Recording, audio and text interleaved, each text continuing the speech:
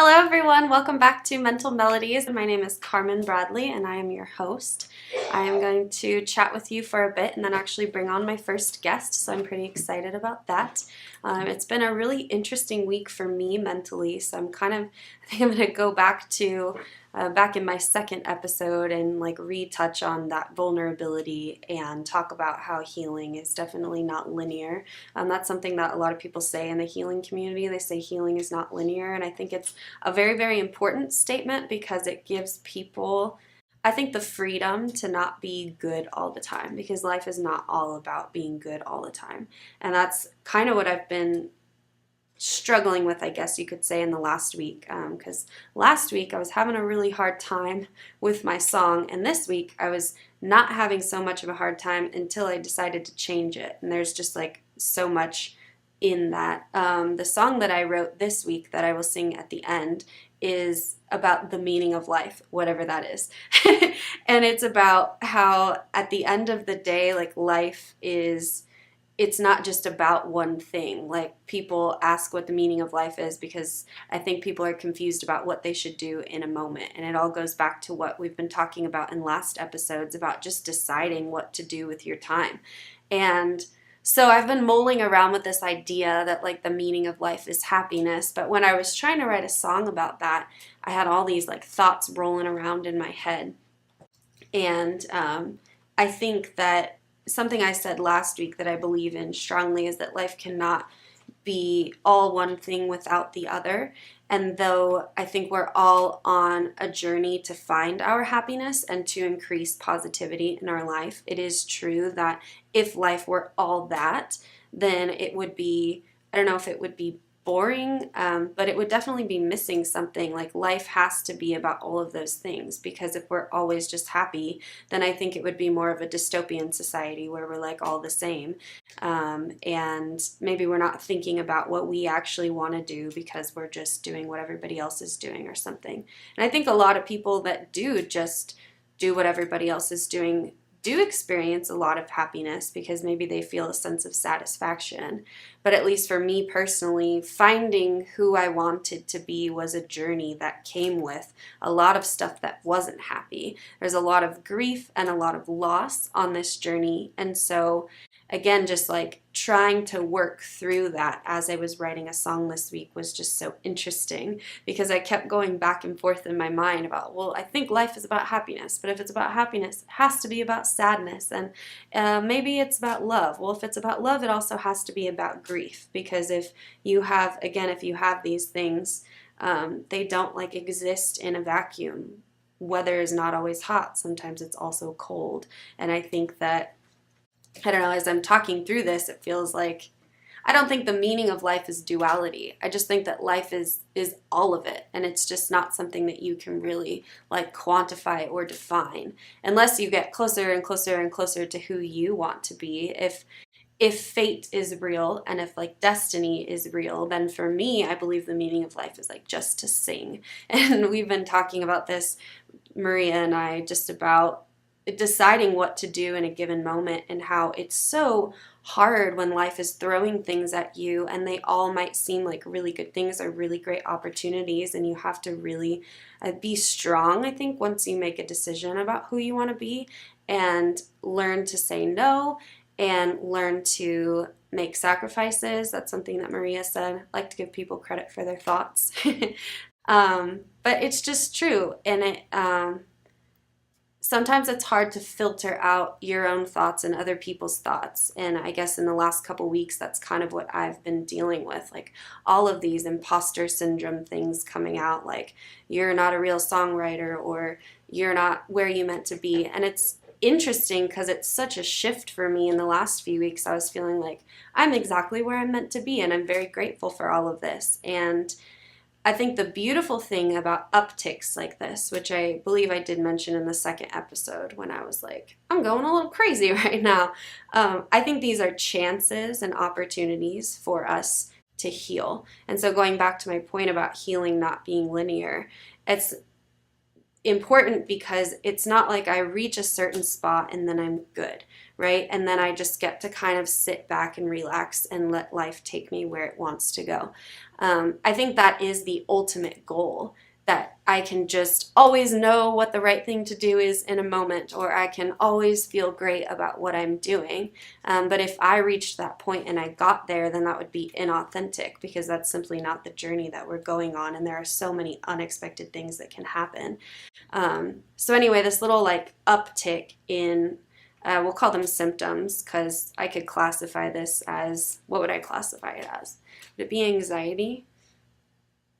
I'm not sure. I have to think about that. Last week I was talking about like the voices and categorizing the voices, and I've been going through that the last couple days and doing a lot of writing and noticing that I have a lot of thoughts in my head, and that there's more than one like person or persona like talking, and it's been a little bit overwhelming.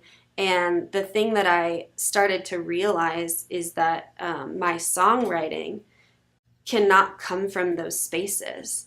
As like I can overthink what life is about or what love is about, and then plan out what my song is going to be and write it all down and be like, yes, this makes logical sense. But most of the songs that I've written in the past month, I feel like have written themselves. And I believe that's how it's supposed to be. Like if there's a message that I'm meant to say, it will essentially write itself. So there's this balance between like meeting a deadline because I said I was going to have a song every week, and then also realizing that a song will not be authentic if I try to force it. And so again, there's just all this duality going on. And so let me see how to conceptualize this. I was thinking about the new moon. If you follow that, I follow the new moons and the full moons very, very closely, and I did that for a while. Very strategically, where I was following what was happening like astrologically so that I could see what was happening to me energetically.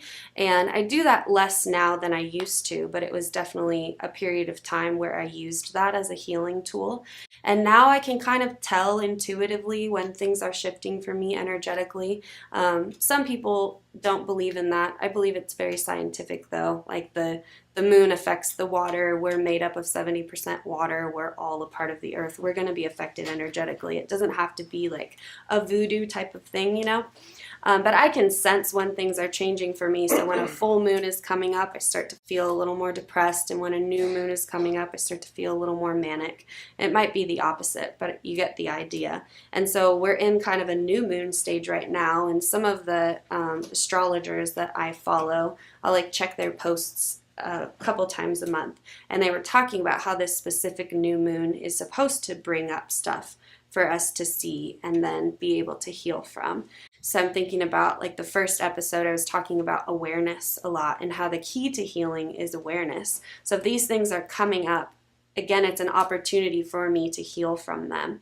And that's where it becomes a choice, I think, because like today I was experiencing a lot of like intrusive thoughts before this episode, and I could have leaned into that and just been like, this is not a great day, and I'm gonna quit, like I'm just gonna, I don't know, throw my hands up, like I'll just finish the song next week kind of thing. But what I did instead is I watched those voices in a sense, and I was acknowledging like, I'm feeling a little bit different right now, and I've been feeling a little bit different for a few days. So what can I do in order to feel how I want to feel, or give these feelings their time? And so just like going back to what I was saying about happiness and sadness like existing together, it was important for me today and for the last few days to acknowledge that I wasn't feeling the best and to give myself that time to sit with it. Because if my ultimate goal is to feel more happiness and more positivity, ironically, that means I have to give time to the negative emotions. Because if you don't, then they'll boil up, right? Like if you're feeling angry and you don't acknowledge it, then you'll tuck it away and put it in a little spot in your body, and then that becomes kind of like a button. I think all these they're like these little, I don't know, I have this image of these like ponds with like scum in them and they just like sit in our subconscious and they grow, right? Like they're this own entity because they have energy. Emotions have energy. And if you don't release that energy, then they're just sitting inside of you, right? And I talked about how, I think this was last week, about how that phenomenon, you could call it, is the direct link to disease. And like most physical diseases, I believe, can be healed or reversed through work on your emotions and on your body and on your relationship to the present moment, not to replace like modern medicine. But I do think that like if you go back centuries and centuries, healing was obviously not about the stuff we didn't know, like science. It was about how do we feel in this moment and how can the earth heal us. And I think getting back to that is actually really important. And there's so many different experts that talk about this in different ways. Like I've mentioned, Joe Dispenza, he wrote Breaking the Habit of Being Yourself.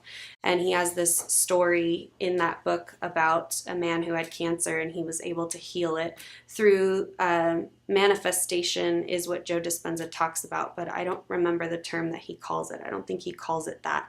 But it's because he's actually legitimizing the topic of manifestation and making it a science, because it really is a science if you're able to tune into that energy.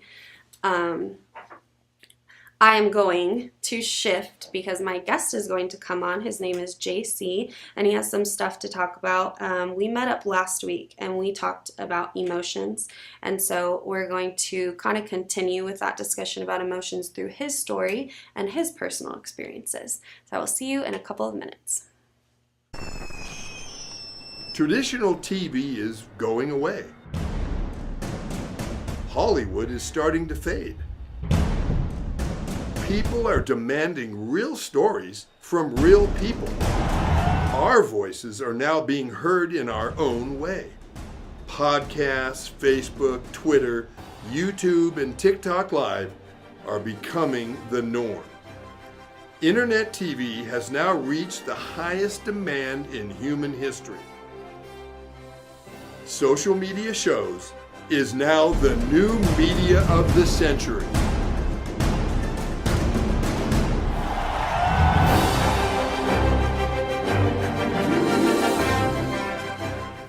Got Films is a full-service production company that provides motion picture quality content and production services for use in the film and TV industry. Looking for a seasoned crew, high-quality equipment, or other production services for your film, TV, commercial, corporate convention, sports, news, or interview project? Your search stops here.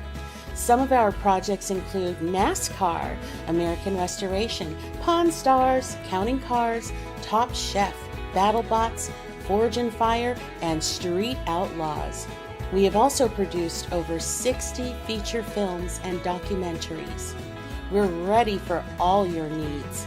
Whatever your project, whatever your budget, big or small, Got Films got you. GotFilms.com. I'm just going to let him introduce himself and tell you guys a little bit about you, and then we'll kind of get into an interview. Hi. Hello. Well, thank you for having me on course. your show. It's such a privilege. And I'm JC Crisologo, by the way, and I do have my own show in the social media shows network, Spotlight, doing movie reviews, Arise and Shine with our beautiful director-producer Maria, and Gizi and His Frenemies. I love making people laugh through comedy. Yes. Yes, we definitely have bonded over laughing together, which I love. We're going to talk about emotions. I'm going to give him a chance to tell a little bit of his story about mental health. So, JC, could you tell me about like when you first recognized that you needed some mental health assistance, what you were struggling with, and what got you on your healing journey? Well, definitely, as in my personal journey, because I called upon that higher power. And to me, that personal higher power was Christ. And I learned that I could come to Him without masking anything, by not pretending to be somebody else, but truly come to Him as I was, with all my baggage, with all my trauma, mm-hmm. my traumatic childhood, mm-hmm. Of being abandoned, despised, rejected, and discriminated upon. Mm-hmm. So mm-hmm. that's how it started, and also well, thankfully I was able to find these mediums, if you will, through programs, the Christian programs like the Cross Current, Living Water, and then recently Celebrate Recovery. So they really dig in deep to where all those issues, started, to where it came from. Yes. So knowing where your issues come from is a really important thing. And in psychotherapy, you talk about that a lot. But that's like the first step, is knowing where they came from. You have to move past that also. So can you tell us about how knowing where it came from helped you? I feel like in the beginning it was like quite a shock.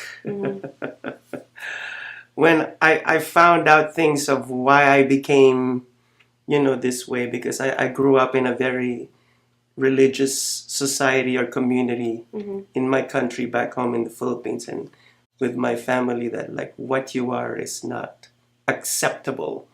Your behavior isn't acceptable. Your desires are not acceptable because you're supposed to be. So that whole thing, I guess, kind of drove me a little bit insane, and I started wanting things that were not meant to be. Like I actually got involved with a family member, and the more that they told me that this is, this was right from wrong, the more that I did the wrong things. Like I did to cope. Yeah. To cope with the things that I was coping with.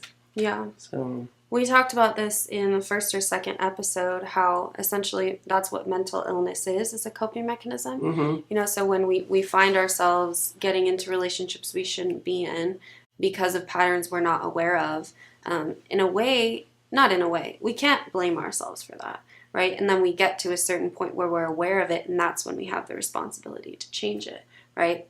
And you were telling me last week that you didn't even want to share this story on here, and yet you did. And I find that very powerful, because one of the takeaways, I think, from creating this show is that shame can't exist in other people, or around other people. If you tell your story, you're taking the power away, because I'm showing you that I accept you for who you are with your story. So I'm wondering if you can touch on that, like how shame has developed in you, and if you feel like you're past it. Well, I'm definitely a work in progress. And the more that I think that I've recovered, the more that I still see a lot of imperfections in me, and some insecurities from the past, fighting with my psychological demons, or literal ones. Like you haven't changed yet. You're still that insecure boy. You're still stuck in the day that a family member of yours traumatized you with hurting words. Yeah. And all those, harmful fantasies that I had towards this family member that not only brought me down, but also brought others down. Yeah. So, I developed some sort of PTSD. Because I thought I didn't have PTSD until I learned more about PTSD, and I said, oh, unfortunately, I think I have that. Yeah. So I was able to move past that through prayer and through counseling. And I did go through therapy, because I was asking in my church, you need to go to see this therapist because of those undealt issues, that you went through in your past. Yeah. Oh yes, definitely. Yeah. I'm trying to find a balance between you say something and it reminds me of a topic, that I've been talking about on the show, and I want to like reiterate that, but then also giving you space, which is one of the most important things about therapy, and goes back to what I said about shame, is that if you sit with another human being and they give you space to feel what you're feeling or to share your story, that in itself is healing without all the intellectualization and without the diagnoses and all of that. Yeah. Thoughts? Well, I'm just happy that, you know, I'm here to share what I've been through. It's not to wallow in self-pity, but to show people out there that there is light at the end of the dark tunnel. And I found that light, and it was very liberating. But before I found that light, I was mentally and emotionally abused by certain people. And I thought that I wouldn't recover, but I did. I was able to, through a miracle, emotionally detach myself from these people. That, to me, is a miracle by itself. Because I was, as they call in living waters, they call it emotional idolatry, when you put somebody on a pedestal. And it's almost like you're making them out to be a god when they're the first ones to, you know, put you down, persecute you. And the more that they see your weakness, they use that against you. And, you know, with the people in my past, I personally thank God that He was able to cut those unhealthy ties. The ties that bind. That was a movie. Yeah, I think what you're saying is very profound and helpful, because when we're talking about awareness and like why it's important for healing, and also why it's important to talk about your childhood, right? Without, like you said, without living in self-pity, without repeating the story over and over again just to like relive it or re-traumatize yourself. It's important because you can recognize like there are various types of people in the world, I think, right? And one of that types of people is a narcissist. And if you grew up with one of those, then your brain knows that and recognizes it and doesn't know how to get out of that pattern. So it's important to be able to recognize, I've been through this before, I feel the same thing here, and then you have to decide if you're going to walk away from it or not, or if you're going to continue in those patterns. So I'm wondering, back when I first asked you about your healing journey, you said, well, I'm still a work in progress. I'm wondering if you could touch on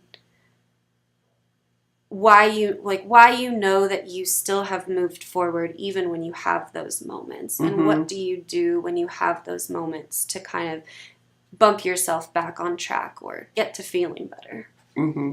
Well, now I realize that I really don't have the answers to everything, and that the man upstairs, I call God the man upstairs, has it. And like I said, the more that I discover about myself, the more I realize that I really don't have a clue about it. Anything. So I just surrender everything to Him, to the altar. And an altar for religious people looks like a pretty place with this and that. An altar actually back in the day was actually a bloody place where sacrifices were being committed. It was bloody. It was place where you literally saw blood because animals like were slaughtered on that altar. And so I place myself on the altar and share my guts, like everything. Like, this is what I'm going through right now. And if you don't help me, I don't have a way out. And including my fears, you know, and insecurities. And I know that we live in a very prideful world where everybody wants to appear strong and powerful. But in the eyes of that higher power, like, it's when I learned that I had to unmask myself and tell Him I'm weak. I am weak. That's so interesting, because That's kind of how I started the episode, was with this like struggle of how much do you try and how much do you surrender? And that's a constant battle, you know, because I do think you have to be conscious about your healing, you know, and aware of all those things. Like I can't heal without taking all the nasty and putting it out there, right? Like your image was of like blood on an altar, and my image was like little pond scums inside of our brain. And whatever it is that makes sense to you, like visually or metaphorically, helps you then to take that energy literally out, you know, and give it to who you're giving it to. I know my background are horror movies. I'm just kidding. Yeah, no, I mean, whatever helps. Oh my God. Well, thank you for sharing with me and with us. We're going to have one more segment with you, and we'll be back after the break. Hi, I'm Deacon T with Modern Word Ministries. It's great to be with you today. Just a short little promo for our show. Every Sunday morning we have service, and you can follow us at 10 a.m. Pacific Time on modernwordministries.org. And if you missed us or you want to see some of our older messages, go ahead and check us out on socialmediashows.com every single morning at 9 a.m. It's a great way to kick off your day, get a little bit of the word in you, get something uplifting, get you started off on your way. You know, if you're looking for prayer or you need some help, reach out to us. If you go to our website, again, that's modernwordministries.org, you can interact with me via telephone, via DM, text message, whatever you want. I'll get right back to you. So if you need prayer, you need help, you just need somebody to talk to, Modern Word Ministries is here for you. We are your church in the community. So until you see you next time, be blessed, everybody. Bye-bye.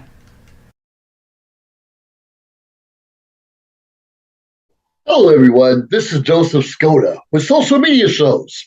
Well, I thank all of you for your support through these last several years, and it's been a lot of fun. We've given people a voice they never had before. Now, Social Media Shows is always collaborating with our veterans to help them do things and help out the veterans who are struggling today. And we teamed up with GI Connections, connecting veterans with resources. So please consider helping and donating to this great cause, because we're always doing things for veterans. So GI Connections, Social Media Shows, and you is what makes the world a better place. Once again, Joseph Skoda, proud United States Air Force veteran.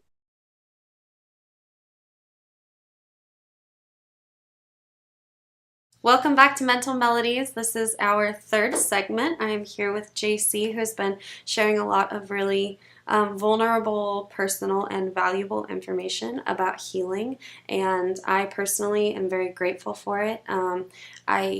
Healing in isolation is not the way to go, and even this show, I think I've been isolated in it the last few weeks, and it just feels so good to have somebody here who is on their own healing journey and who could kind of help me conceptualize these topics to help other people who might be confused about where to start or get stuck too much in those moments. You know, like you're talking about being able to sit in that moment and be able to surrender. My follow-up question is like, how quickly do you get to that moment? Like, how quickly are you able to pull yourself out or be able to say like, okay, this is a moment where I just have to give it? There's definitely days, and I want to share that most memorable day that I was alone in my apartment, and I actually like had a severe meltdown and like really ugly cry. And to share with your televiewers, and I'm not trying to cram my beliefs on people's throats. So many throats out there. So many. Because it's my personal journey with a man upstairs. So I cried to him, and that was the lowest moment in my life. Because this person that I truly loved basically told me that I was going to hell, because of my desires and all that. And so I cried. I really cried. And I couldn't find a way out. And then, but I opened I opened my scripture, and then I was shocked with what I read. And then it said, although my servant will fall many times, I have the ability of making him stand, and I will make him stand. Mm-hmm. And I thought that he was, speaking to you. Mm-hmm. Directly. Yeah. And it was like emphatic, I will make him stand. It wasn't like a maybe. Yeah. So I guess it's safe to say now that he became my backbone and my strength. Mm. Because I didn't have a backbone. I didn't have a strength. Yeah. I didn't even have that spine to make me stand up. Yeah. And that is what the strength that was given me to nip the bud with this unhealthy relationship. Although I don't get me wrong, I still love this person, but no longer in an unhealthy way. Mm.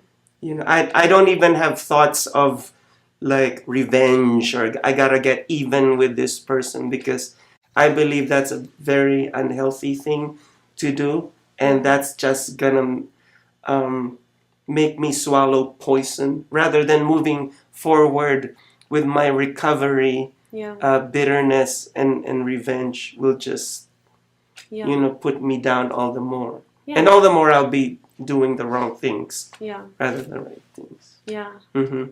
Yeah, it's like going back to what we said about just like putting all that nastiness on the altar. Like, yes, nasty. Probably one of the most profound things you've said, I think, because it just really, I think that's one thing that's wrong about our society now is that people want to be too perfect, and people want to be that like Instagram worthy life, and people do want to just pretend that they're happy all the time, and that's simply not true. And I think to get to that point where you can be positive and you can surrender and you can feel these things like certainty, which are really hard to find, you do have to acknowledge that you have those things inside of you and say like, okay, do I want to have bitterness? Do I want to act on it? It's like what we've been saying in past episodes about emotions like guilt. You have them, acknowledge that, and then let them go. Don't sit in the bitterness and sit in the regret and sit in the shame and all of those things, because then you're going to turn into a shame monster.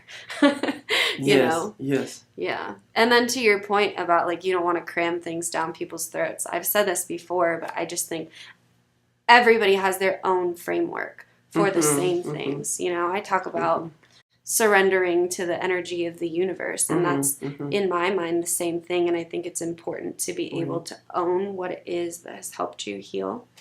Yes. So that's just kind of an aside. So I guess when it comes to I don't know what to ask next, because I'm very touched by your story, and I'm very touched by and I'm very touched for being here when I was told that your show was Mental Melodies, and that you're a licensed therapist and all that. I said, this is a beautiful show. Thank you. That I could share to people out there who are struggling or who are in darkness or dealing with their own personal demons. That perhaps if I share my story, will be able to reach that person out. Yeah, 100%. And going back to that thing about like healing not being in isolation, I think therapy is so valuable and very, very important, like I said, to be able to sit across from somebody and have them help share your load or just validate what you're feeling. But it is almost too isolated, and I think that like even too secret, where you go and tell somebody your things and then you leave, and then maybe there are people in your life you can't talk about that with, so therapy is just like 1 hour a week, and maybe it needs to not be that way, I guess. Like the fact that you can come here and talk to me and I can give you an experience like that, you can give me an experience like that, but people can watch and people can see the process and how healing it is to be able to share your story and how healing it is to not have to feel like you have to hide. Like I think that is somewhere that our world needs to go. Like therapists are in our world because our world denies all the bloody and the bad, right? So we Yes. have to have a space for people to come to vent about those things and then go back to their life and continue to pretend to be happy. And that's not the goal, you know. I think you should be able to be realistic about those things all the time, but obviously things get in the way of that. Things get in the way, and pretending to be happy isn't good either. I mean, perfect example, we have Robin Williams, who we thought was very happy, and Yeah. he ended up committing suicide. And the world was shocked, like, why would a comedian who's making others happy end his life? So obviously, not to blame Robin Williams, there were some undealt issues that were not confessed to people that he could be vulnerable with. Yeah. And suicidal thoughts, I think, are one of the hardest things for people to admit. Like, when it comes to like a therapy setting, I mean, you don't want to tell your therapist because you're going to be committed or something like that. Oh yeah. And then to give that weight to a family member, like that's really, really tough. So, that is eye-opening to think that somebody who is in the public eye couldn't be honest about a those big things. a big star, a big celebrity. Yes. And to think that behind the camera, feeling vulnerable in a dark place and battling those demons, and he was probably screaming. And I could relate to him because there was a time in my life that I did feel suicidal. I had those suicidal thoughts because they made me believe, society made me believe that I'm not functioning the way, I'm supposed to function. You were born this way, physically born this way. Therefore, you should be, this way. Yeah.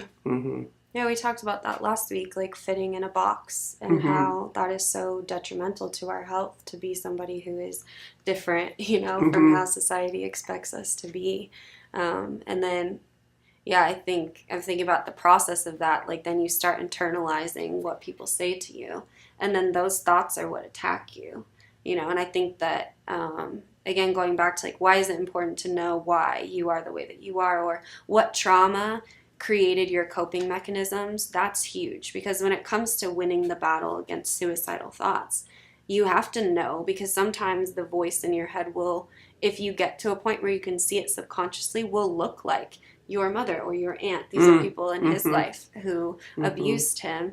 And so we have to be able to separate ourselves from that voice and say, this isn't me. But when it's coming from your own head, that's really, really hard to do. Yes. Yeah. It truly is. So Oh my goodness. Oh my goodness, what? I love it. I love this topic. I love this conversation. Yes. Yeah, me too. Yeah. I was going to ask you about, because you had shared that with me, but I'm glad that you shared it on your own, because I didn't want you to have to bring that up. But you did. And that's just like what you said earlier. I think it's so important to feel safe to be able to talk about those things, because it really devalues what people think about it, because that matters less and less to me now. Like, I can admit that I have been suicidal, or that I've even tried to kill myself, and that used to be such a point of shame, and I would say it out loud, and then the feelings I had about it would get reinforced. How do you think that you got to that point where what other people thought about that lost its power? So in my case, when I had that encounter with that higher power, I felt joy, the joy that I have not felt before. And the joy that replaced all the sadness and the deep depression. I was like, oh my goodness, like how did this even happen? Because just a month ago or a few weeks ago, I felt suicidal. And then now I feel so happy. And so my mantra, and a lot of even I think that even my fellow my fellow Christians take this scripture for granted. The joy of the Lord is my strength.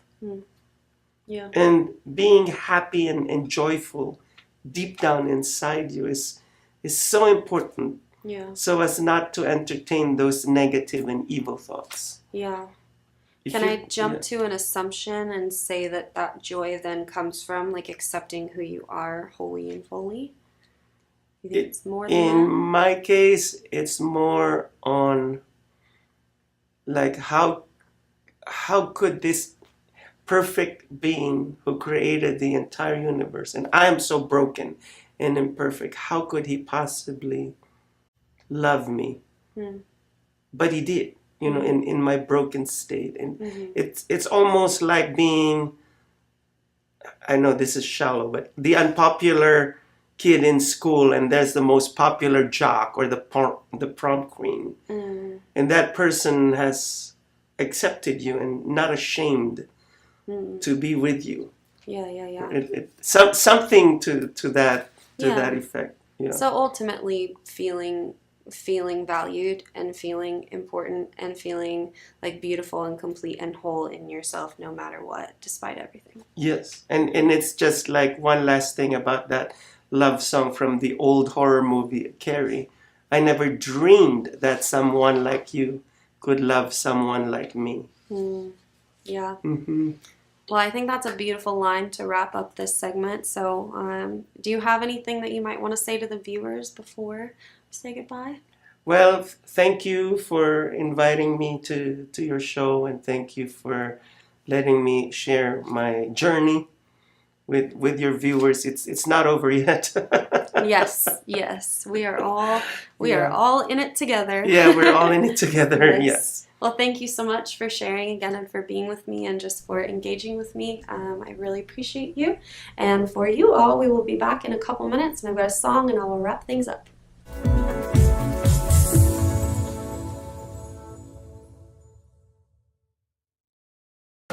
What affects your credit?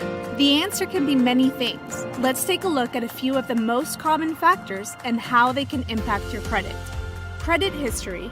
In order to have a credit score, you need to have open and active credit accounts. This gives you the opportunity to build a credit score and get approved for larger purchases such as a car or a home. So it's important to have a responsible record of debt repayment. Available credit and usage. The rule of thumb is to use 30% of your available credit to minimize the impact of debt on your credit score. In other words, the less credit you use, the better. Monthly on-time payments. By making sure your monthly payments are paid on time, you could boost your credit score. Late payments, however, may bring your score down. Errors on your credit report. Check your credit report regularly to make sure it's accurate. If there are any errors or signs of identity theft, report them immediately to the appropriate credit bureau. Applications for credit. If you're applying for credit, filling out several applications in a short amount of time may hurt your credit score. It's ideal to keep the applications to a minimum. However, there is an allowable shopping window for a mortgage. Remember, a good credit score could possibly save you in interest payments. If your credit score needs some improvement, however, consider starting with the basics mentioned here. And when you're ready to buy your dream home, give New American Funding a call. We'll help you find a home loan that works for you and your unique situation.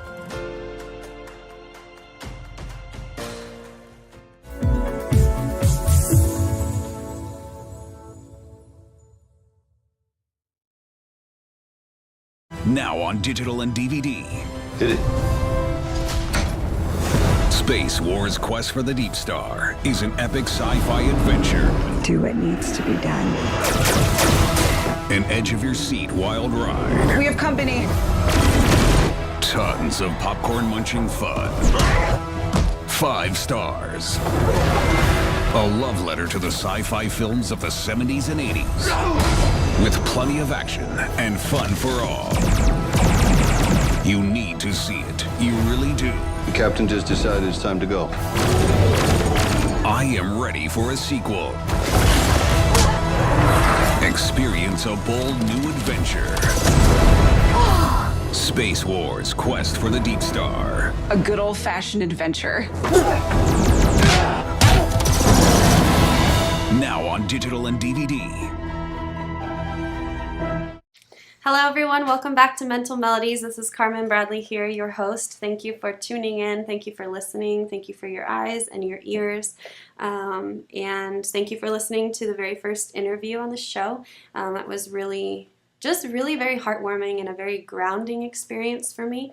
So I was mentioning in the beginning of the episode that I've been dealing a lot with my own thoughts, just like going around and around and around in my head, and JC just really reaffirmed for me the beauty of surrendering, like surrendering to the present moment, surrendering to how you feel, and surrendering to whatever power you believe in, because I do believe that there is something out there like kind of guiding us, you know. And for me personally, I keep coming back to like music. For me, I feel like is the thing that just makes it all make sense. Like when life just is so confusing and you don't know what it's really about. For me, it's about music, and for me, it's about my voice. And I feel like in the last week, and maybe even in the last month, it's just like when you start to go on that real path, it feels like the demons just like, they get more armor and they try to get stronger and they try to come after you and like change your path or get you to see if you like really want what you want. And so I get all of these like little tests, and sometimes they come as opportunities, you know, and so you have to learn, like I said in the beginning, to say no. And so I guess this song is kind of about that. It's a very raw version. I finished it at 3:15, and my show starts at 4. But I've been writing it for the last week, and I was just overthinking it, like trying to force it. And ultimately, I think that, like I said, my songs feel like they're already kind of written, and I just have to surrender to the moment and they come out. And so this one is about that. And here it is.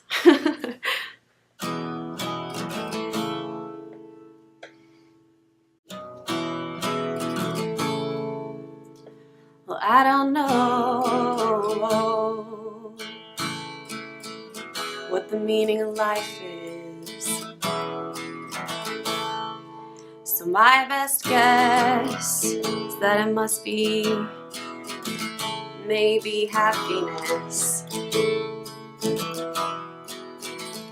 'Cause what is life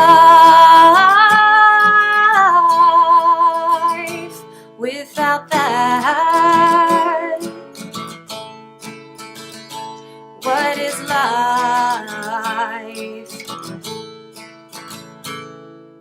anyway?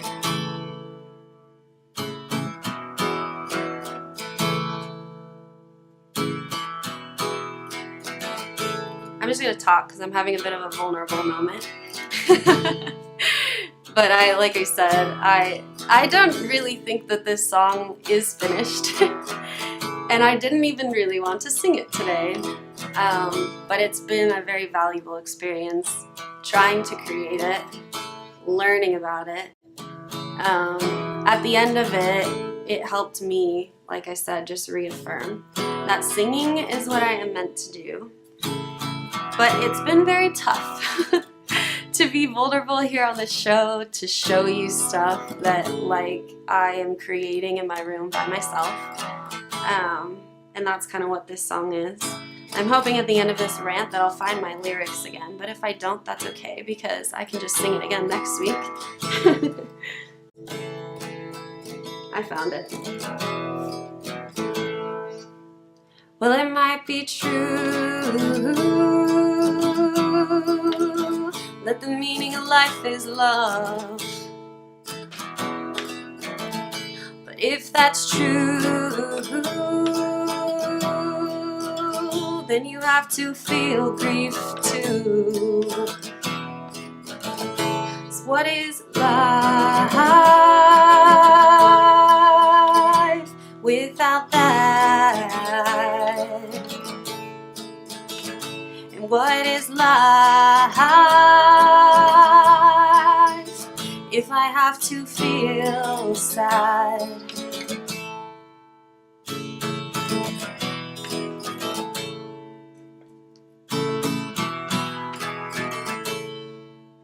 So if I could choose what to do, I would sing.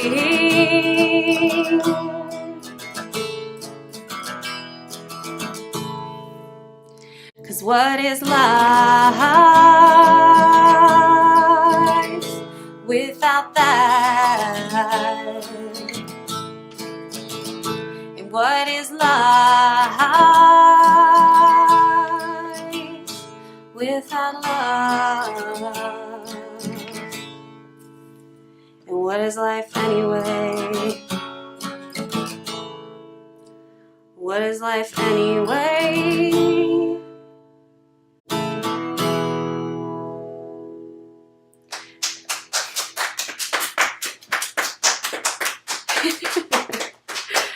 I promise that the full version of, actually, I'm not going to make promises like that, but I know that I will work on the song and bring it back next week.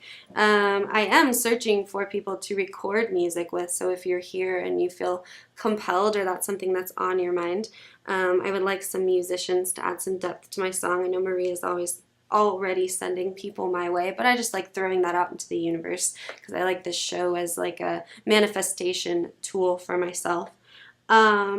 I lost what I was gonna say, but essentially, I feel like this show, it feels like a shifting point for me, and it just feels like a lot of themes are just really, really connecting for me. And I think that, I guess the ultimate takeaway is just to give into the moment and to not judge. You know, like I could very easily go home and think about what I said and why I said it and what I should have said better, or like your song wasn't ready, blah, blah, blah. But that doesn't matter, because what matters is that you are listening, that I am vulnerable, that JC was vulnerable, and that you're gaining something on your healing journey. And it's not about being perfect. And I have all these voices in my head that try to force me to be perfect and to abide by deadlines and spend my time the perfect way and be the perfect person, and none of that is valid or true. So just go have a beautiful day, a beautiful, honest, vulnerable, lovely day. You can find me on Instagram, Carmynn_Bradley. And if you want to sponsor this show and social media shows in general, please email admin@socialmediashows.com. And I will see you next week. Well, I don't know what the meaning of life is, so my best guess is that it must be maybe happiness.